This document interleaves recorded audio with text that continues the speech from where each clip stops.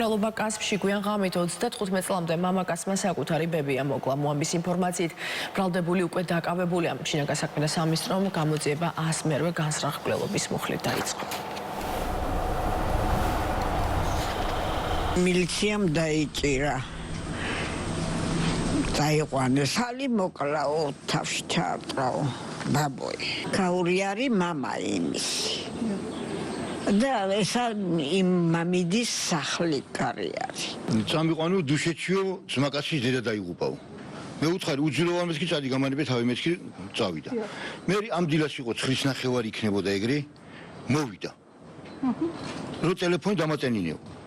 და გამოუვარდი სახლიდან ამ დილა ადრიან გამავიძე მეც კი გავაგდი აქენა წავიდა ეგრე.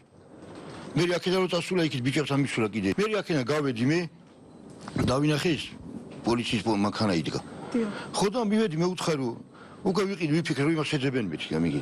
იმ გისხვარეზებს მეთქი. კი და აი ეს კი ყო მეთქი ჩემთან მოვიდა ჩემში გავაგდი სახლიდან მეთქი და გაიქცა ეგრე წავიდა ქვეი დაეშვა.